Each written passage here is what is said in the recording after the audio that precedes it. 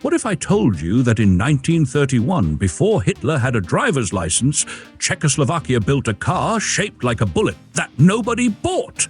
Ladies and gentlemen, and my friend Timmy, have you ever seen a car that looks like it was designed by a jellyfish during an Art Deco acid trip? No? Then buckle up, because today we're diving grill first into the Wikov 35 Kapka, a car so aerodynamic even the wind had to ask for directions.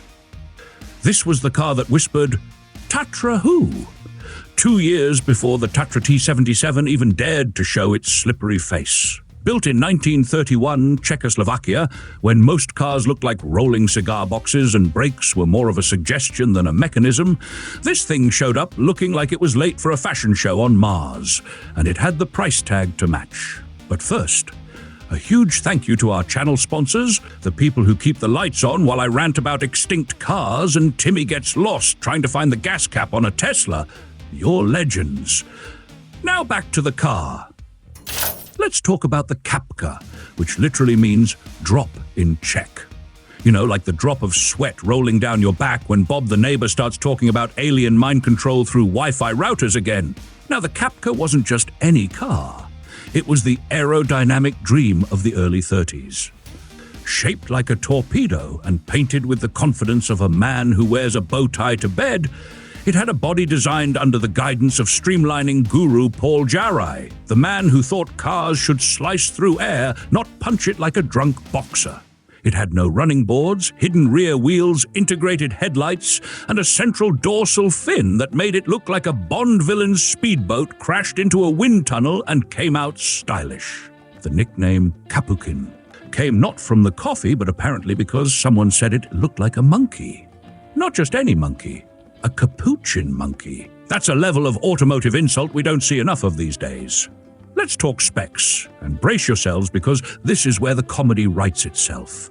The engine was a 1.7 litres inline-4, cranking out a jaw-dropping 35 horsepower. Yes, you heard that right. 35. That's fewer horses than Timmy had excuses when the police found his fishing boat in a cornfield with no river for miles.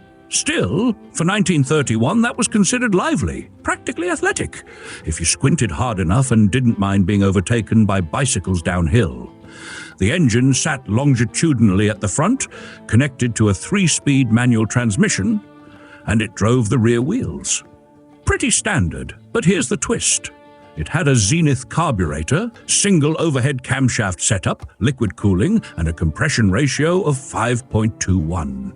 That's the kind of compression ratio that makes modern turbochargers laugh and walk away.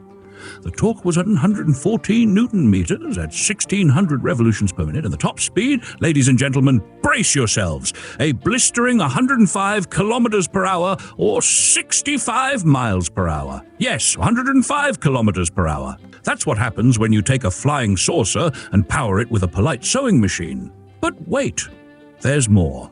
Let's talk suspension. Rigid axles front and back mounted on semi-elliptical leaf springs, now upgraded with hydraulic shocks. That's like upgrading your outhouse with scented candles. Technically progress, but you're still sitting on a wooden box. Brakes? Drum. Hydraulic. From Lockheed. That was advanced back then. Most of its competitors still thought stopping was for cowards. The steering? Worm gear, with the wheel on the left. A bold move at a time when Czechoslovakia was toying with switching to right-side driving. This car was ahead of the curve, literally.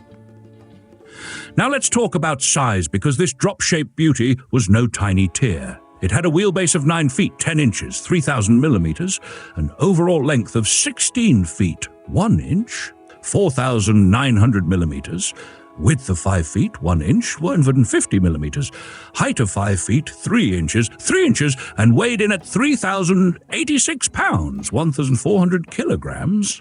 That's like parking a modern sport utility vehicle and calling it a teardrop, if your teardrop had the aerodynamic profile of a dolphin and the turning radius of a barge. Inside? Roomy. 4 seats, big trunk, 40 liters, front-mounted fuel tank, and a look that said, "I was born to win Concours d'Elegance," or crash into a telegraph pole. Which it did, by the way. Shout out to Augustin Strzicki, the driver who gave it a nose job during a reliability race. Don't worry, it still won.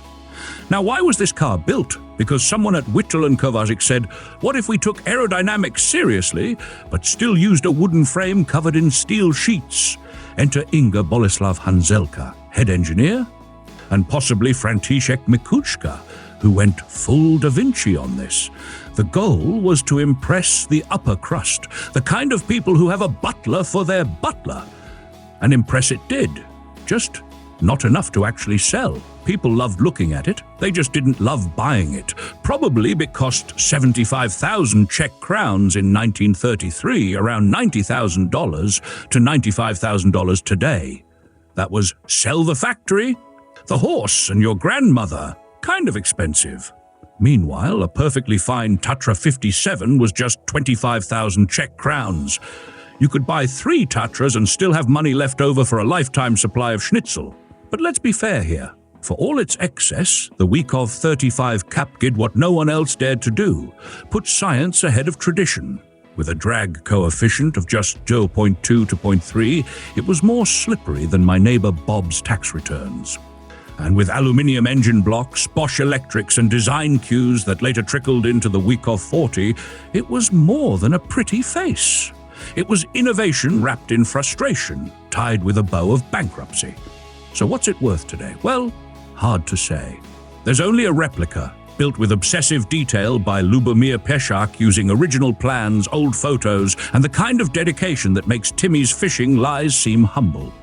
But if a regular Wikov 35 fetched 1.8 million Czech crowns, about $80,000 in 2022, this one-of-a-kind spaceship on wheels would probably demand way more if it ever goes up for sale.